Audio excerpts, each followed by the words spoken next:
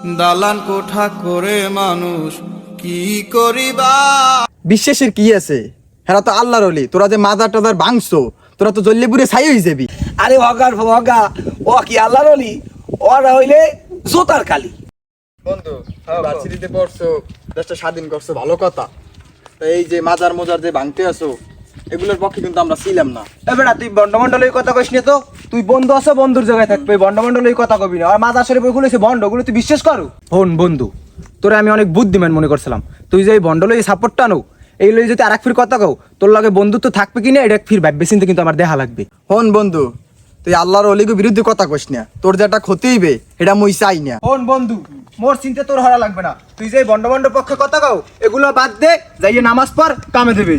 তোর বন্ধু কথা কইতে কিন্তু হয় না, কিন্তু তোর কথা হননি কিন্তু তোর কথা খাতা মারি সর বড় সর। না, দেশটা যা চলতে আছে ভালোই চলতে আছে। দেশটা স্বাধীন, আবার মন খুলে কথা কইতে পারতেছে, ওলামা একরাম সত্য কথা কইতে পারতেছে।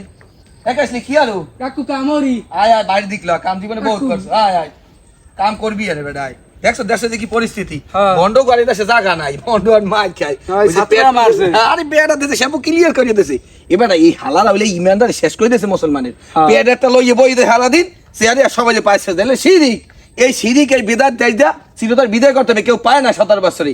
এখন দেশটা যে স্বাধীন করছে বলা মানে এখন তো মনে কর শ্যাম্পু ক্লিয়ার করে দিয়েছে। আর বেটা মনে অন্য শান্তি লাগবে, অবশ্যই শান্তি লাগবে দেশটা না। শেষ করে দিয়েছে ওরা। তোর কথা মতো হলে কিন্তু আমার তাল্লু আই লাভ বাড়ির দিক যাই বেটা মনে মধ্যে শান্তি লাগছে। আমার কথা কও, আমার বন্ডলের কথা কও।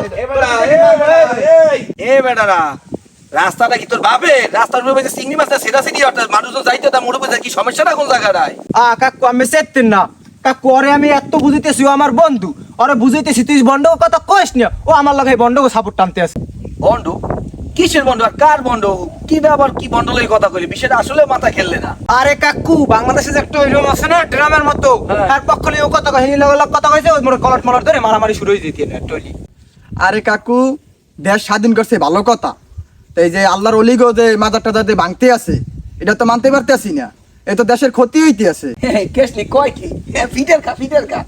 আরে হগা ও কি আল্লাহর অলি? ওরা হইলে জোতার কালি।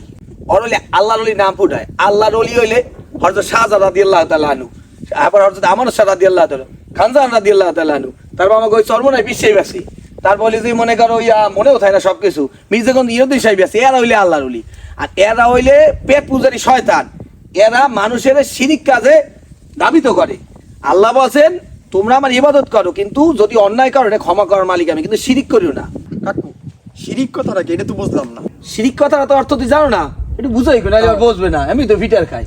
শিরিক কথাটা অল্পতে বুঝে না। তুই মনে করো বিয়ে হরছো, এখন তোর বাপের দ্বারে তোর যদি মনে কর শ্বশুরে বেশি বেশি আব্বা বলাও, তোর আব্বা কি রাগ হইবে না? মোর বাপে এত কষ্ট হইরে ডাঙ্গর হচ্ছে, এখন যদি মোর আব্বার সামনে বই যদি এত হরির আব্বা আব্বা বলাই, তা মোর আব্বাই তো রাগ হইবি। না আমি তো অল্পতে বুঝতে পারছেন মসৎকার কথা। কাকু, আমি এত ভূমিকা নিয়েন না। ওর একটু আমি বুঝাই কন, ওরে মুই এতক্ষণ ধরে বুঝাইতেছি, বুঝাইতে পারতেছি না। দুপুর রিয়াল হইছে, খিদে লাগছে, চালু বাসায় যাবো, একটু বুঝানো রে। কাকু, মোর একটু বুঝাই কোন তো, মোর মাথায় হানতে আসলে আমি কিছু বুঝতে আসি না। বেটা বুঝাই তো কমই, জন ফেতরায় বাজো সিরিয়ে কিনে দিতে আমরা তো ভালো জানি।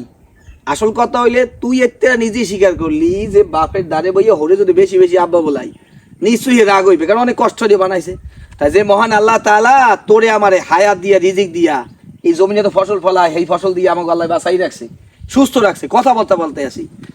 এখন যদি এই আল্লাহরে থইয়া যদি অন্য কোনো মানুষের যদি মনে দাসত্ব করি, এলে আল্লাহ তো রাগ হইবি, এতে কোনো সন্দেহ। তোর বাপের জন্য রাগ হইবে, ওও রাগ হইবে।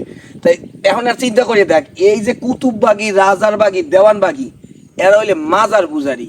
মানুষ যাইয়া সেজদা দে ওইয়া নিছে, কিন্তু আল্লাহ হইছে দে আল্লাহ তোরে আমারে বানাইছে হ্যার দাসত্ব করার লাগে, হ্যার গোলামি করার লাগিয়া। এই জন্য বলছে তোমার নামাজ পড়ো, নামাজ কায়েম করো। এখন সমস্যা বাজে ওরা হইলে মানুষের বুঝাইছে জান্নাত আমাকে দাঁড়ে, আমাকে পাই সেজদা দাও।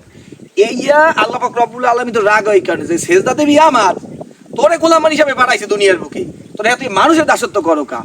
এই হইলে এই বন্ধু, ও তো তোরে যে বুঝাইছে তুই তো বোঝো না। এখন ঘটনা কি, ওরা হইলে শয়তান।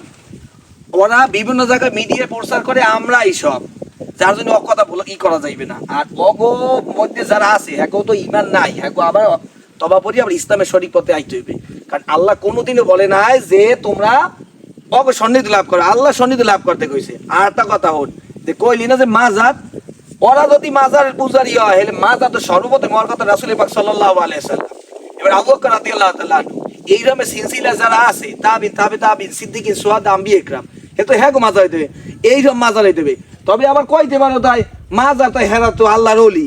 আচ্ছা আল্লাহর ওলি বেশ ভালো কথা, কিন্তু ঘটনালে আল্লাহর ওলিকে দেখে আমরা শিক্ষা নেবো যে কোরআন তারা বুকে জড়াই নেছে, যার জন্য আল্লাহ পাক রব্বুল আলামিন তাদের অনেক সম্মান দান করছে।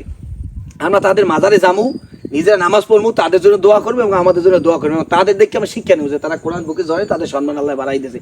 এবং যারা আল্লাহর ওলি তারা অনেক মনে করে সম্মান ইজ্জত কিয়ামত পর্যন্ত থাকবে। আর এ হইলে আল্লাহর ওলি না, কথা কি বলছো? এরা হইলে অলির নামের কলঙ্ক, এরা নাম ফুডায়। আর আল্লাহর ওলি যারা যাইয়ে দেখ হ্যাঁ সম্মান আজীবন কিয়ামত পর্যন্ত থাকবে। কাকু ওর কথা তো আমি এতক্ষণ বুঝতে পারি নাই, ওরা তো ভণ্ড।